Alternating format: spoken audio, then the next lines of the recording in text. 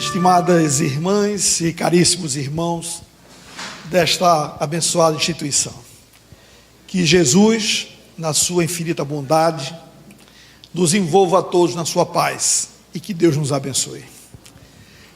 Primeiramente, eu tenho que agradecer por essa feliz oportunidade de voltar aqui ao Grupo Espírita Allan Kardec, instituição que me sinto plenamente à vontade, sinto em casa.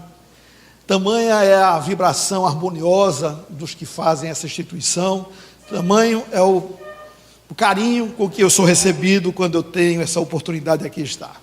Portanto, eu gostaria de cumprimentar a todos, na impossibilidade de citar nomes, queria que na pessoa de nosso querido Geraldo Vilarim, todos pudessem receber a nossa gratidão e o nosso abraço fraterno.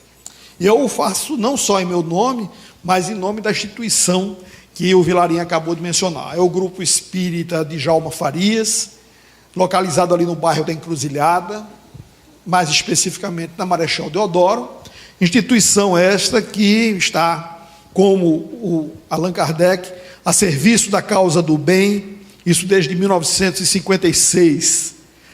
Portanto, estamos falando aí de 63 anos, né? 63 anos, exatamente.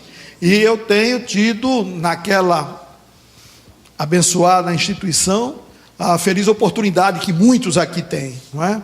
Do aprendizado, do trabalho, do conhecimento, e já somos aí algumas décadas, não é? nessa convivência tão feliz e tão harmoniosa com os que fazem o Grupo Espírita de Djalma Farias. Então, recebam todos, eu vos peço, esse abraço da diretoria e dos trabalhadores do Grupo Espírita de Djalma Farias. Nós, nesse início, né, nesses momentos iniciais, precisamos saber que, embora a maioria de nós não o perceba, mas numa casa como essa, há todo um movimento de almas que amorosamente estão nesse instante trabalhando pela nossa reharmonização, por reporem as nossas energias, muitas vezes despendidas ao longo de um dia cansativo, muitas vezes atribulado, lutas que todos nós enfrentamos em maior ou menor grau no nosso dia a dia. E tenhamos a certeza que nesse instante em que aqui nos encontramos, estamos sendo bafejados por essas vibrações amorosas dos guias espirituais desta casa. São trabalhadores anônimos na sua maioria, e que, chegando junto de cada um de nós, conhecendo as nossas necessidades, as nossas deficiências, aquilo que nós estamos precisando, tenhamos a certeza que no transcurso de uma reunião como essa, eles estão operando em nosso favor. E é por isso que, geralmente, é praticamente impossível, não é? Embora que possa ocorrer, que alguém não chegue numa casa espírita e dela saia se sentindo muito melhor do que quando chegou. É porque existe toda uma ação feita de forma invisível em favor de todos nós. Então, que esse reconhecimento, que esse sentimento de gratidão que todos nós aqui certamente estamos emitindo nesse instante, sirva como um momento de integração com essa espiritualidade, como esse nosso momento de reflexão e de prece. Temos hoje o prazer, não é, de trocar algumas ideias com vocês que fazem o Grupo Espírita Allan Kardec, e eu escolhi esse tema porque ele tem tudo a ver com a nossa existência, com o momento atual da nossa sociedade. Não há propriamente ninguém que, em estado, num grau maior ou menor, não esteja vivendo momentos de tensão e de ansiedade. E foi exatamente inspirado no Evangelho segundo o Espiritismo, mais especificamente no seu capítulo 25, que tem como título Buscai e Achareis, que nós desenvolvemos essas nossas reflexões e trazemos para a noite de hoje. Portanto, esse é o nosso convite, que a gente possa, a partir de agora, fazer uma autorreflexão. Ninguém aqui vai precisar fazer nenhum tipo dar nenhum tipo de testemunho, nenhuma participação ativa, apenas fazendo uma autoanálise, no sentido até de que esse processo, não é, de autoconhecimento nos ajude a enfrentar algumas dificuldades que eventualmente estejamos vivendo nesse particular, no momento de nossas vidas. Essas três expressões de três pessoas, né, diferentes, têm de alguma maneira algo em comum, não só entre elas, mas em relação também com cada um de nós, em maior ou menor grau, gostamos de frisar. Elas expressam claramente, nitidamente, um sentimento de solidão num primeiro momento, de uma certa angústia, de preocupação. Há semblantes aí demonstrando uma vivência que não é o estado natural das pessoas, não é? Nós não deveríamos, nem devemos, nos tornar pessoas tristes, porque, aliás, em relação a isso, há uma própria recomendação de Jesus, nos convidando a todos para mantermos o bom ânimo. Bom ânimo é viver com esperança, é também viver com alegria. Não é simplesmente viver gargalhando, não é viver realmente gritando, festejando, como se todo dia fosse, não é, uma espécie de um final de ano, não é, um 31 de dezembro. Não é isso. É viver num estado, não é, de alegria íntima, mas nunca se permitindo, ou pelo menos, se isso acontecer, tornar-se um padrão da nossa vida. Essas fisionomias, esses estados aí, podem levar ou podem estar refletindo e, de certa forma, denotando algo que é muito presente no dia a dia das pessoas. Nós nos referimos à questão da ansiedade.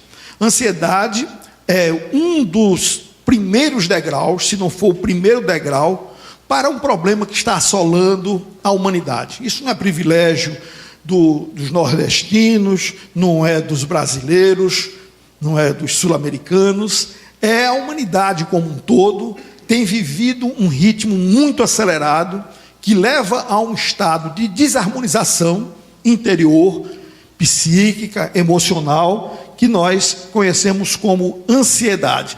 E vejam esses dados, todos eles com fontes fidedignas, recentes, e que mostram números que são alarmantes. A ansiedade é um dos transtornos mais comuns nos tempos de hoje, e nós temos que reconhecer. Estima-se que cerca de 15% da população adulta sofra ou irá sofrer com ela em grau elevado. Porque em grau médio, em grau moderado, nós diríamos que parece que todos vivem mergulhados em climas de ansiedade.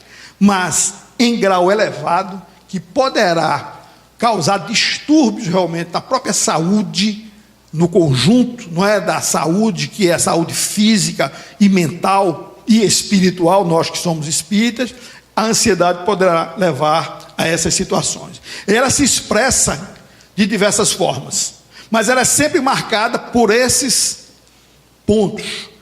De alguma maneira, a pessoa ansiosa, mesmo no grau leve, denota preocupação excessiva, às vezes com problemas pequenos, mas para ele assume uma proporção grande, para a pessoa que está nesse clima de ansiedade, um medo desproporcional e tensão antecipatória. O medo proporcional, nós sabemos que muitas vezes estão presentes esses medos da forma, vamos dizer assim, às vezes, mais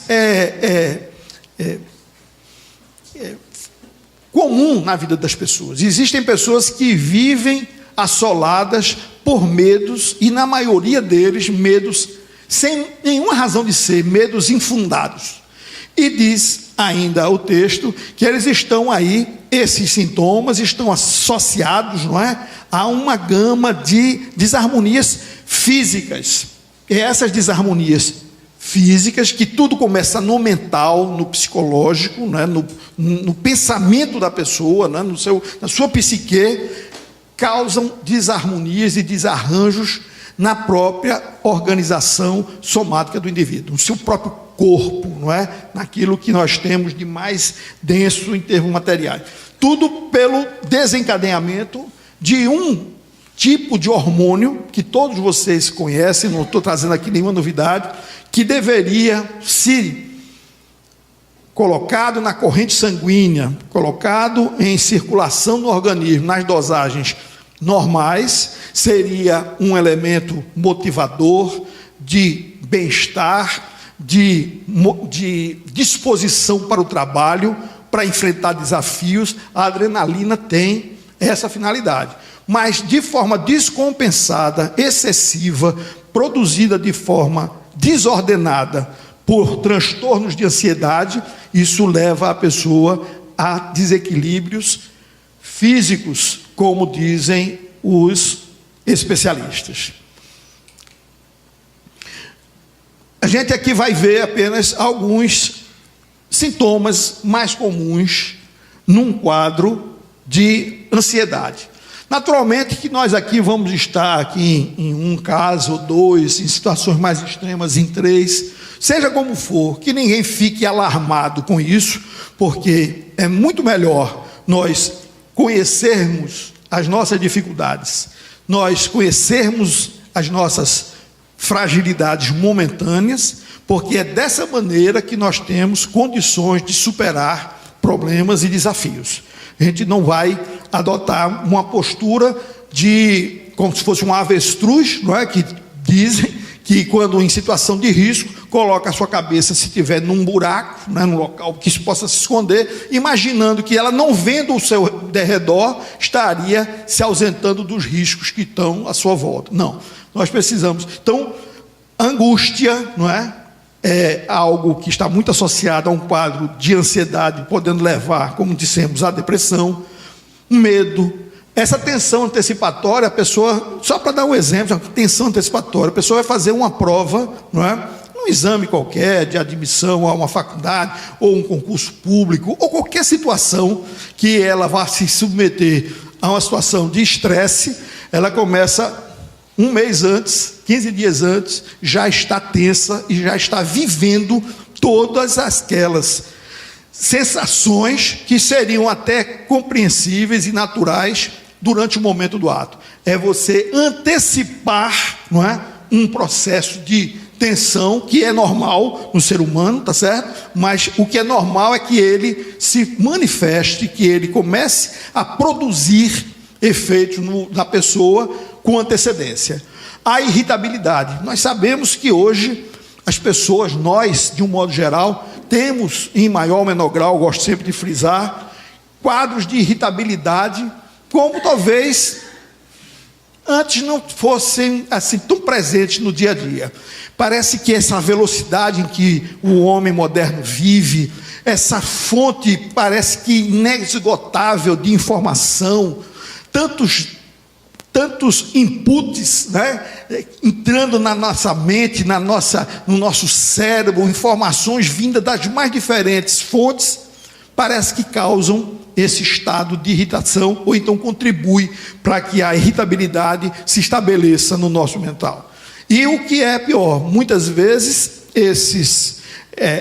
essas cargas, vamos dizer assim, de tensão, são provocadas por nós mesmos, são buscadas por nós mesmos, por atos compulsivos de busca de informação, de atualização, de interação com o mundo. Nós não podemos esquecer que até 20 anos passados, nós não tínhamos a internet como temos hoje, não é? E todos nós vivemos razoavelmente bem, sem a necessidade dessa busca frenética por informação, por dados, por notícias, por informações que hoje nós pegamos quase que durante as 24 horas por dia nas redes sociais. O medo de passar mal, isso é algo também que está muito associado a um quadro de ansiedade. E a impulsividade é aquela falta de autocontrole. Está muito próximo da irritabilidade, mas a impulsividade em vários atos da vida comum, tá certo? Vamos dizer assim, uma desarmonia, ela está presente não só nesses quadros anteriores, mas também em atos de impulsividade. A pessoa não se controlar, é a pessoa não ter um momento de serenidade, é a pessoa não parar um minuto para refletir antes de falar, e às vezes até falar de forma continuada, sem nenhum tipo de intervalo, também denota um sintoma de impulsividade. Agora, nós vimos ali, não é, nessa tela anterior, os sintomas psicológicos, não é? As coisas que estão associadas à nossa, vamos dizer assim, ao nosso emocional, a nossa lado, vamos dizer assim, a nossa psique, não é? Esses seriam os sintomas.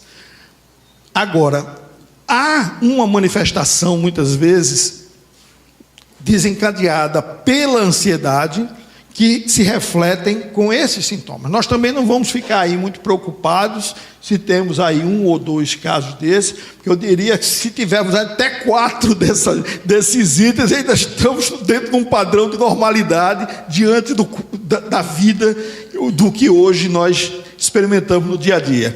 A taquicardia, não é? Esse funcionamento, às vezes, desacelera, a gente não sabe porquê, mas o coração começa, não é, a funcionar de uma forma um pouco desequilibrada, a gente começa a sentir o coração batendo, não era para a gente sentir, mas começa a sentir. Nós temos, às vezes, falta de ar, e não importa onde a gente esteja, parece que o ar não é suficiente, a gente está sempre, de alguma forma, um pouco sentindo uma opressão, distúrbios com relação ao sono, não é? Ou seja, sonos que não são reparadores, que não nos permite, assim, às vezes, mergulhar num sono mais profundo e que nos dê, portanto, a compensação física que precisamos quando entramos nesse estado. Tensão muscular, é fácil você perceber, não é, como as pessoas estão tensas quando você simplesmente se aproxima de um ente mais querido, alguém com quem você tenha intimidade, com quem você, uma pessoa da família, o seu cônjuge, sua namorada, o seu namorado, enfim, alguém que você possa tocar, não é? Você às vezes percebe pessoas que estão enrijecidas, não é? Quando deveriam estar numa postura mais naturalmente relaxada, se não estamos fazendo nenhum exercício físico. A tensão muscular também é algo que denota um estado de ansiedade que não é difícil de ser encontrado nos dias de hoje. Alterações gastrointestinais, né? Aí também retenção ou evacuando excessivamente, descompensando o sistema, vamos dizer assim, intestinal, também sintoma. E por último, embora que existam outros, não é? Questões ligadas à sudorese, não é? Pessoas que estão suando em excesso. Lógico que pode haver problemas ligados às glândulas, né, que produzem o suor. Às vezes há uma necessidade, às vezes até de uma intervenção, né, médica, uma pequena microcirurgia, às vezes precisa ser feito em casos de suor em excesso. Conheço uma pessoa muito tranquila, muito centrada, uma pessoa realmente muito equilibrada, mas transpira em qualquer ambiente. Aqui ele já estaria talvez com a sua camisa bem molhada de suor, mesmo num ambiente refrigerado como esse. Então, nem todos os casos, né, que você tem uma taquicardia, você está sendo, por assim dizer, acometido de uma crise de ansiedade. Ou, se você não está dormindo adequadamente, pode ter vários outros fatores. Queremos dizer isso para nos deixar bem situados diante dessa situação. Nós podemos ter algum sintoma desse, não, eu não tenho crise nenhuma de ansiedade, eu me sinto realmente harmonizado, tranquilo. Então a causa pode ser outra, mas pode ser que a associação de 2 ou 3 fatores como esse denotem um estado de ansiedade que precisa e deve ser trabalhado pelo indivíduo, evitando-se chegar em estágios mais, vamos dizer assim, mais avançados, não é? Vimos aí um quadro que é do nosso dia a dia, né? Vimos os motivos, corre-corre da vida moderna, as várias demandas, os desafios, nós todos nos virando, como diz na linguagem popular, nos 30, não é? Para conseguirmos dar conta das inúmeras atividades, homens e mulheres, mas as mulheres muitas vezes mais do que nós homens, e não estamos jogando para a torcida não, viu, Vilarinha? É um reconhecimento que eu tenho que fazer, até porque minha mulher não está aqui, não é? Eu posso dizer aqui claramente, né? A mulher muitas vezes sendo muito mais exigida nesses tempos modernos do que os homens, porque para a gente às vezes é mais cômodo, né? A gente chega em casa, por mais cansado que esteja, consegue ir lá, não é, se instalar diante de uma televisão, pegar um livro, ir para uma rede, alguma coisa assim, e dar uma relaxada. E o turno da mulher não termina quando ela chega do trabalho, né? Ela apenas encerrou um para iniciar outro, de grandes demandas também. Então, tudo. Os homens podem chegar em casa e compartilhar com a mulher esse trabalho de casa. E ajudar. Olha, tá vendo? E no final trabalha dobrado.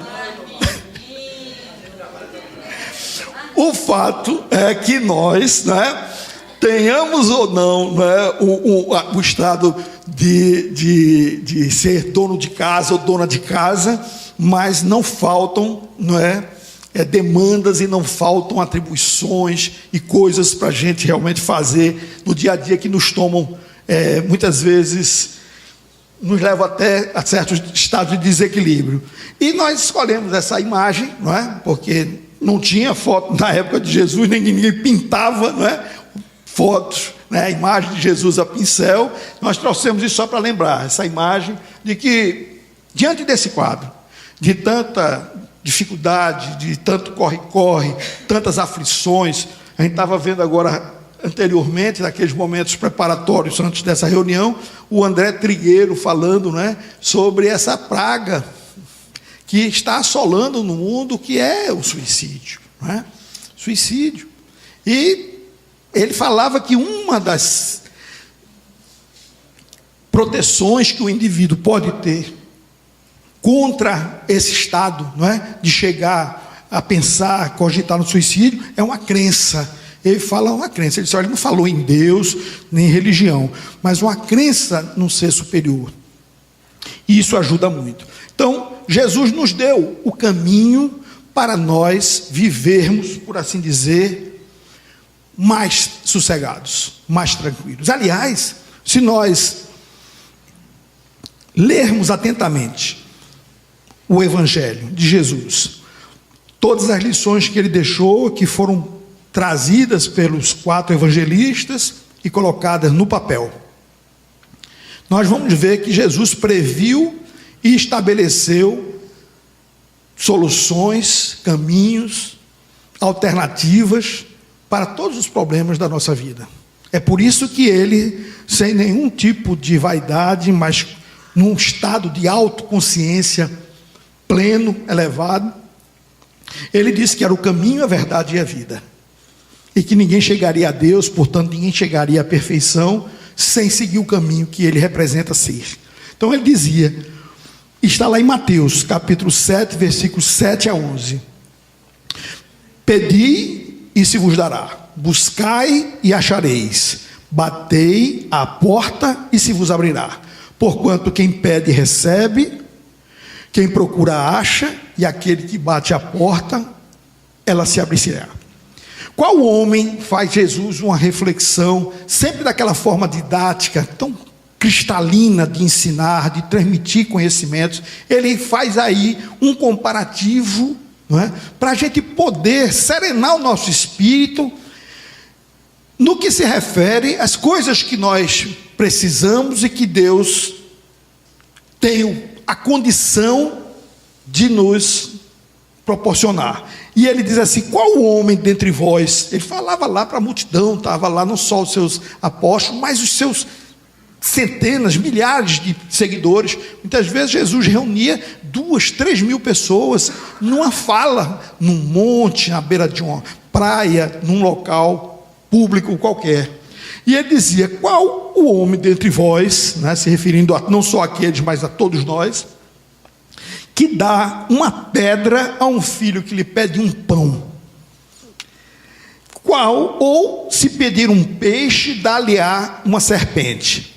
E ele arremata dizendo com essa clareza, com essa didática extraordinária: ora, sendo maus como sois, e aí ele não fez nenhuma acusação indébita, não é? Apenas deixou claro que o que predomina no ser humano ainda é o seu lado sombra, não é aquele lado iluminado. Nós não somos espíritos puros, não é? Nem irradiando luzes, nem vivendo o bem de forma integral, não é? E aí ele diz assim: qual? Ora, sendo maus como sois, sabei dar boas coisas aos vossos filhos, não é lógico que com mais forte razão vosso Pai que está nos céus dê bens verdadeiros aos que lhe pedirem? Então, essa é uma advertência que Jesus nos faz, importante para que a gente compreenda. Ora, se Deus é a infinita bondade, é a infinita justiça, a misericórdia sem limites, sendo assim, Ele não haveria de nos proporcionar aquilo que nós verdadeiramente precisamos e pedimos com justa razão? Agora, também é interessante que mesmo nós aqui sendo bons pais, boas mães, nós não damos tudo que os filhos e as filhas pedem. A gente tem que concordar isso, na verdade, não existe essa postura. Nós sabemos o que é melhor e damos aquilo que é necessário, que é possível e que representará o bem para os nossos filhos. A mesma coisa Deus. Às vezes a gente imagina: não, Deus não ouve as minhas preces, tenho pedido isso e isso e eu não tenho recebido. Ora, será que esse nosso pedido não se assemelha ao pedido da criança que na sua tenra idade deseja coisas que ela não pode e nem deve ter em mãos? Então isso também acontece. Nós, diante de Deus, nós somos crianças no grau mais reduzido possível, não é? E isso é importante que a gente também saiba identificar. E aí Jesus começa estendendo o seu ensinamento, não é?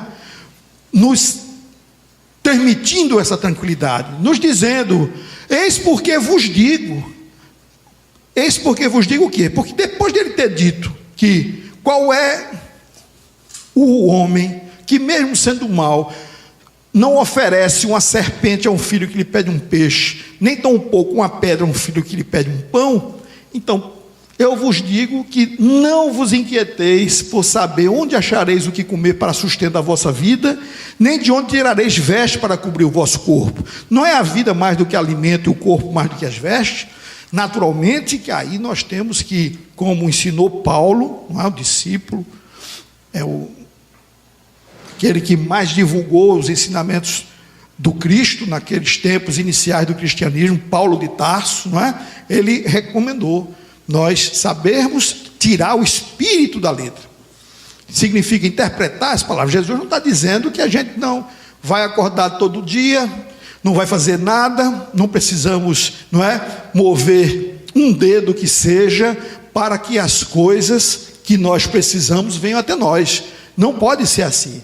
Agora, o que ele quer dizer numa afirmativa como essa é o excesso de preocupação com as coisas materiais. Ele aqui representou a veste, não é? Representou aqui o comer, não é? O alimentar-se fisicamente, como querendo significar que essas coisas são importantíssimas, mas elas perdem o seu significado, elas deixam de atender a que se dispõem, não é? Se nós não cuidarmos do nosso lado espiritual.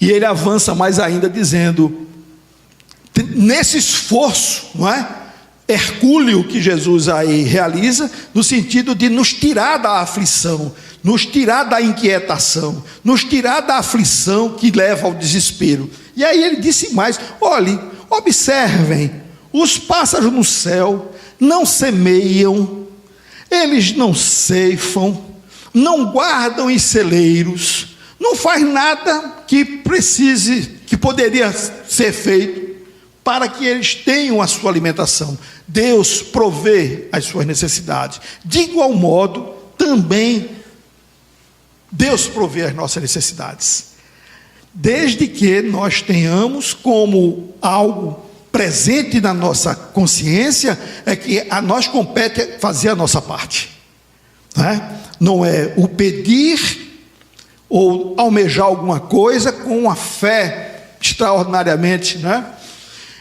assim, viva no coração, esperando que as coisas aconteçam, caindo do céu literalmente. Não, nós temos é que fazer os nossos esforços para que essas coisas efetivamente possam acontecer.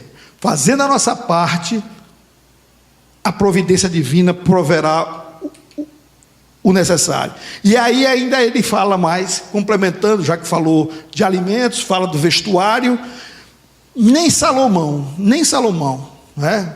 filho do rei Davi, Salomão, os mais prósperos reis, de Israel, cujo nome é lembrado até hoje pela humanidade, pela sua sabedoria, pela sua bondade, pela justiça, como conduziu o seu mandato, seu reinado. Nem ele, com tudo que ele tinha, e foi o período mais próspero de Israel, foi o do reinado de Salomão, nem ele conseguiu se vestir como um simples lírio do campo. Então, nos dá exatamente essa visão de que nós precisamos aliviar, precisamos distensionar as nossas vidas, porque temos sim que trabalhar, temos sim que buscar realizar coisas, fazer o que nos cabe fazer, porque é isso que dá sentido à nossa vida, que faz com que nos sintamos úteis na sociedade. É o participar de forma construtiva, mas não viver inquietos, nem desesperados, nem aflitos por posses, por conquistas que, na maioria das vezes, os frutos ficam aqui mesmo. E aí Jesus conclui essa passagem, dizendo exatamente: ora, se Deus tem o cuidado de vestir dessa maneira a erva dos campos, que existe hoje e amanhã será lançada na fornalha, quanto maior cuidado não terá em vos vestir homens de pouca fé. E aí faz a recomendação que sela esse ensinamento, Jesus diz que a gente não deve se inquietar por essas coisas, até porque se nós buscarmos primeiro o reino de Deus e a sua justiça, tudo o mais nos será acrescentado. Significa dizer, nós cumprirmos, buscar o reino de Deus é cumprir a lei de Deus. E a lei de Deus foi resumida com maestria pelo próprio mestre de Nazaré, quando disse simplesmente: amai-vos uns aos outros. Amar a Deus sobre todas as coisas, ao próximo como a si mesmo. Aí está toda a lei e os profetas. Então, se nós vivermos cumprindo, por assim dizer, ou nos esforçando para cumprir a lei de Deus, tudo isso virá como consequência, porque tem aí uma lei que muitas vezes nós desconhecemos ou não nos damos conta da sua presença na nossa vida. É a chamada lei de causa e efeito, a lei de ação e reação, que move tudo no universo. Tudo no universo está sujeito a essa lei. É aquela que faz com que cada um de nós obtenha exatamente o resultado daquilo que fez, na mesma proporção. Então, todos os nossos atos, e Kardec é muito enfático também quando interpreta essa passagem do Evangelho, diz que não há uma só atitude na nossa vida que fique sem gerar um resultado, uma repercussão, seja ela boa ou má. Então, qualquer atitude nossa, qualquer ação, até um simples pensamento, essas coisas forçosamente trarão para nós um resultado equivalente. Portanto, cada vez que a gente emitir um pensamento, de bondade, emitir um desejo para que alguém supere uma dor, um sofrimento. Cada vez que nós formos solidários, cada vez que nós tivermos uma atitude, realmente uma atitude em favor do nosso próximo, nós estamos gerando em nosso favor essas mesmas vibrações, essas mesmas atitudes que não ficam, por assim dizer, não passam desapercebidas na lei de Deus. Visto o problema em si, lá com aqueles sintomas, não é? Aquele quadro relacionado à ansiedade, que são as inquietações do dia a dia, vimos aspectos físicos e, por assim dizer, psicológicos, não é? Do problema em si. Então seria o caso de a gente dizer, bom, então, diante disso tudo, o que fazer? Não é? O que é que a gente pode fazer? Nós temos aí algumas dicas, não é? Para prevenir e combater também a ansiedade, já que nós todos reconhecemos que a ansiedade, ela, por assim dizer, poderá nos levar a estados de sofrimentos mais intensos. Os psicólogos, alguns, eles entendem e afirmam que há uma certa hierarquia nessas emoções, não é? Começa ansiedade, não é? O próximo passo é um sentimento realmente de angústia, para depois vir realmente aquilo que é um quadro mais forte, que seria a própria depressão. Então, se a gente estiver excessivamente ansioso, vamos tentar fazer alguma coisa para que essa ansiedade não nos leve a um estado de angústia, né, de sofrimento. Ele está ansioso, mas não está provavelmente num sofrimento. Se sente realmente inquieto, se sente realmente aflito, mas não é um sofrimento propriamente dito. Então, esse é o momento ideal para nós agirmos, no sentido de que isso não se torne um estado, não é, doentio e que possa ter maiores proporções. Então, algumas dicas, não é? Cultivar o hábito da prece. Ninguém precisa responder nem levantar a mão, mas será que nós temos nos lembrado? Ao levantarmos de manhã cedo, isso é tão rebatido, tão repisado nas instituições espíritas, nas igrejas de um modo geral, nós temos acordado e reservado alguns minutos apenas, 5 minutos do nosso dia, para fazer uma oração, uma prece, para sintonizar com a espiritualidade, para nos dirigirmos ao Criador do Universo, Deus, o nosso Pai, agradecendo a Ele por termos a dádiva de mais um dia. Será que a gente tem feito isso?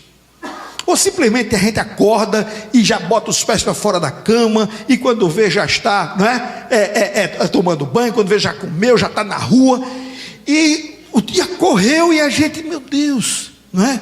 O que foi que eu devotei, não é, desse meu dia? A minha espiritualidade, a minha integração com o meu eu verdadeiro.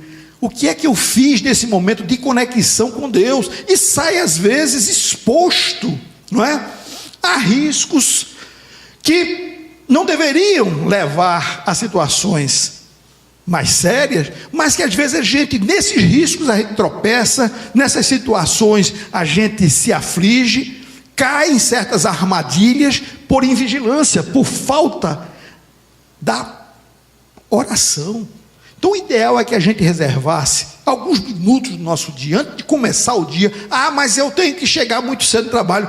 Então acorda um pouquinho mais cedo, né? Se está faltando 15 minutos no seu dia, só botar o despertador um pouquinho mais cedo, que esses 15 minutos que você dedicar à sua espiritualidade, à sua integração com Deus, eles vão ser realmente multiplicados ao longo do dia.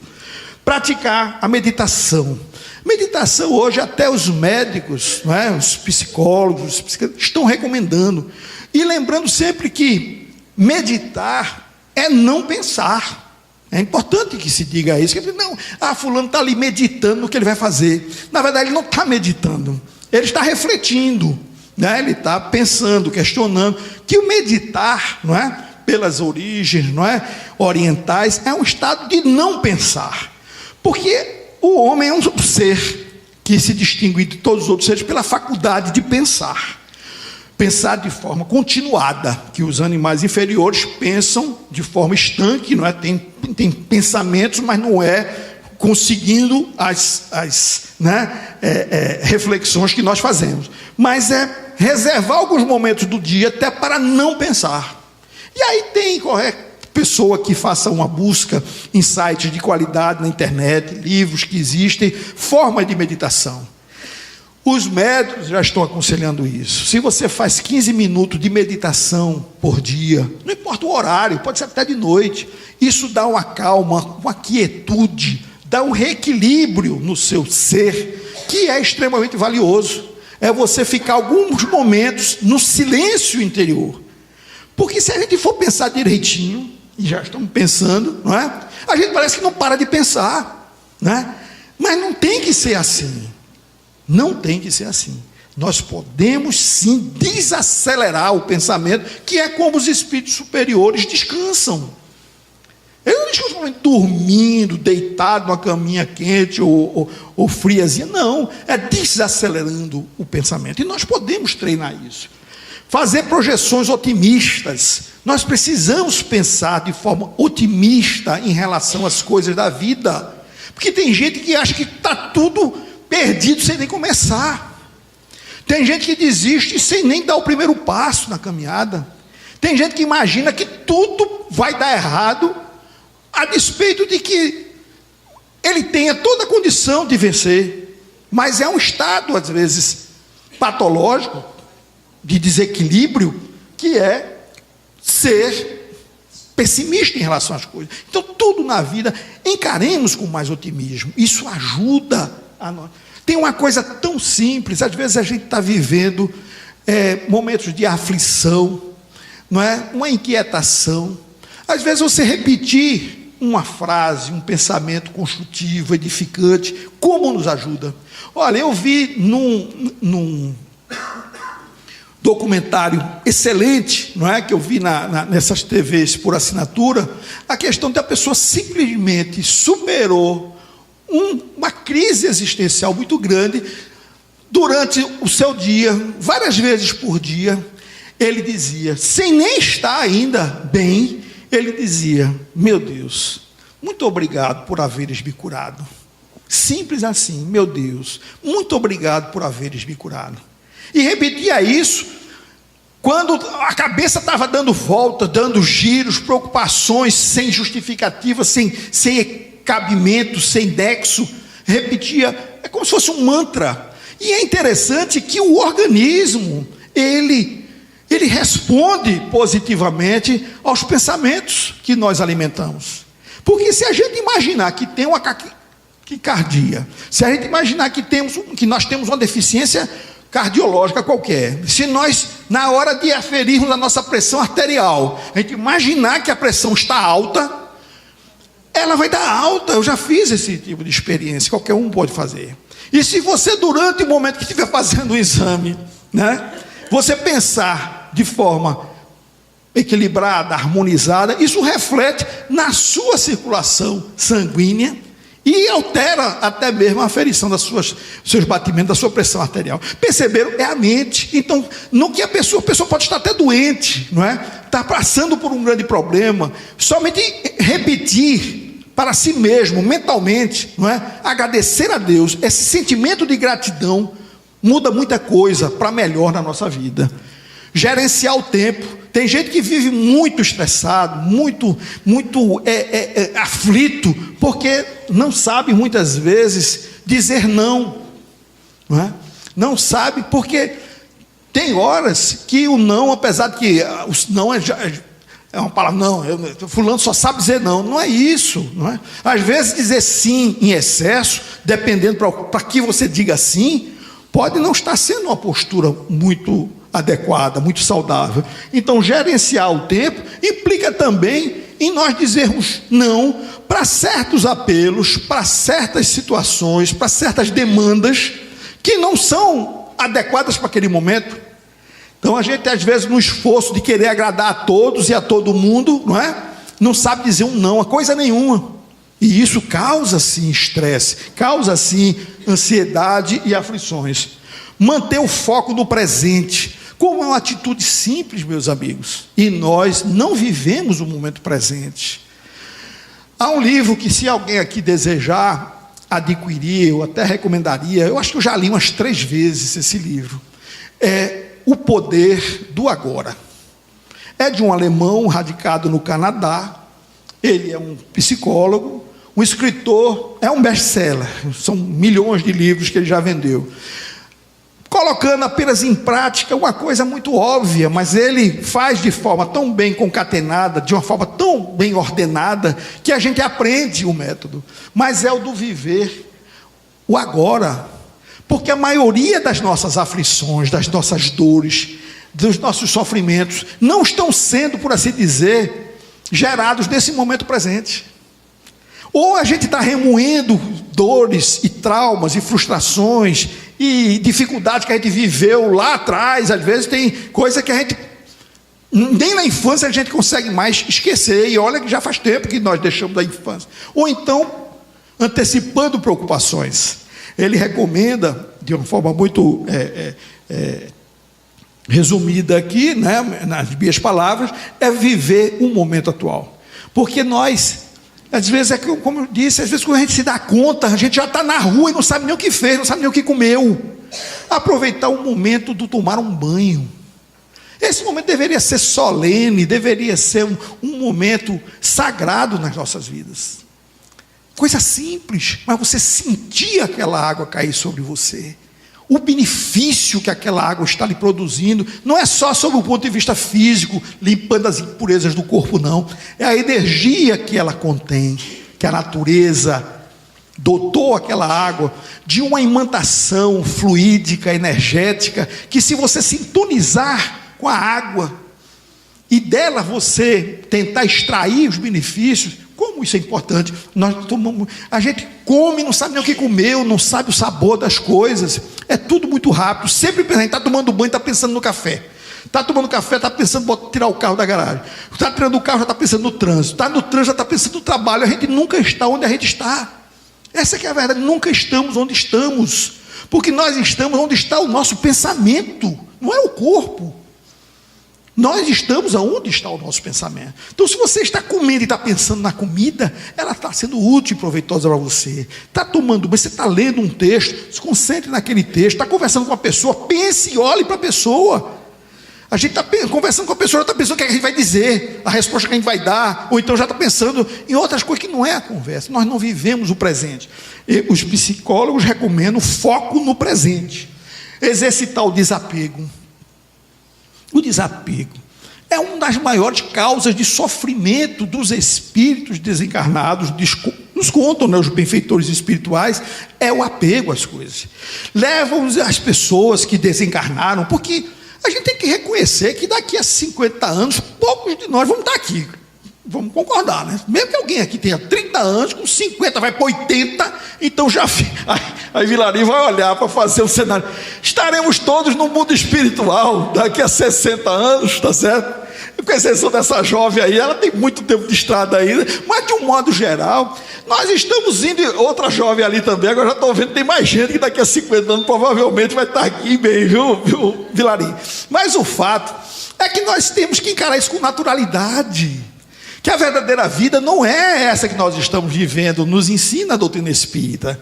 Então, como é que a gente vai se apegar a coisas que não são próprias da nossa essência?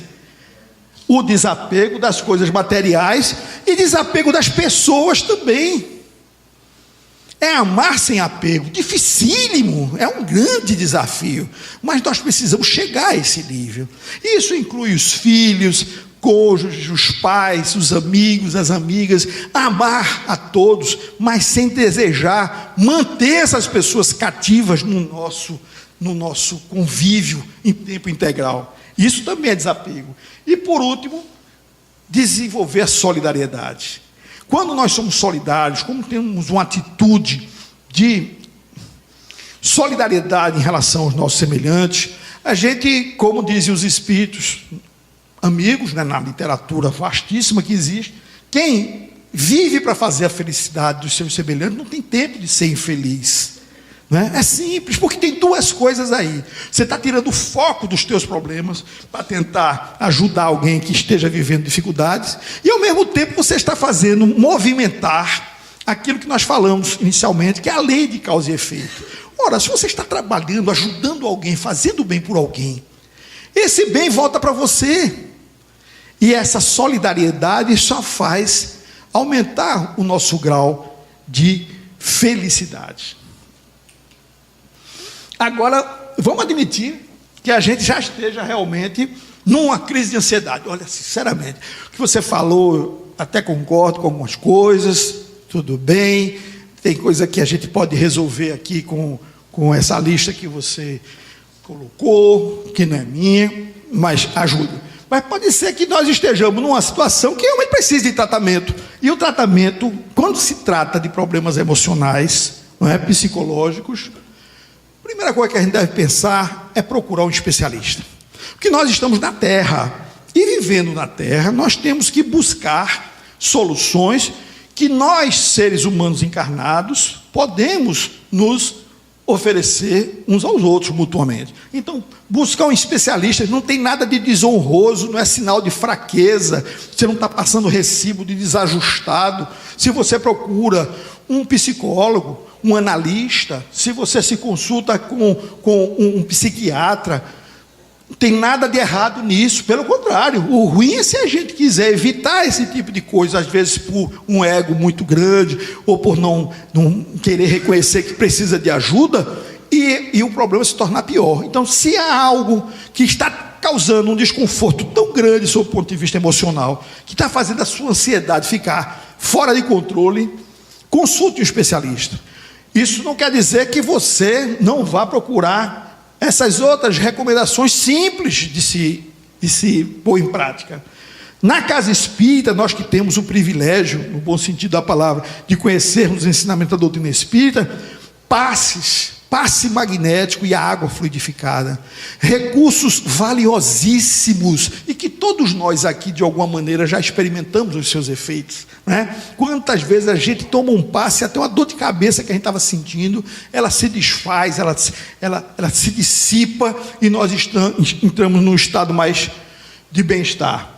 Leituras edificantes, a gente só quer ler agora o que aparece em WhatsApp, né? Nas redes sociais. Tão pouco a gente para ler um livro, né? Um livro de boa procedência, um livro bem estruturado, um livro que tenha realmente conteúdo moral, filosófico. Não é também só ler besteira, ler coisas que às vezes a gente não quer ler nada não, vai ler gibi, vai ler. Não tem nada de errado nisso não, mas você tem que fazer alguma coisa para vencer um estado de ansiedade. Procure ler aquilo que falam os espíritos superiores e até homens daqui da Terra mesmo, sobre como vencer essas situações.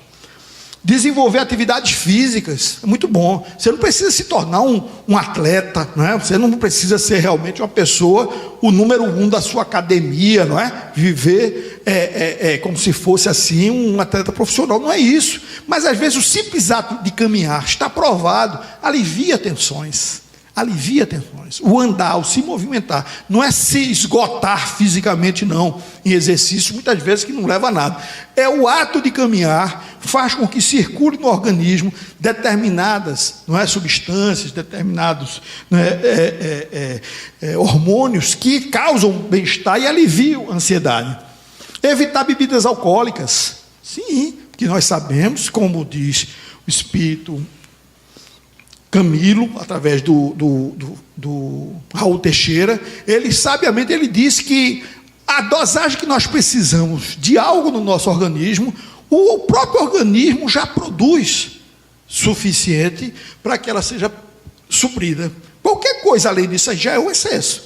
E o que vai dizer se o excesso é um excesso muito grande só é a nossa própria consciência. Então, evitar bebidas alcoólicas sob qualquer tipo de justificativa.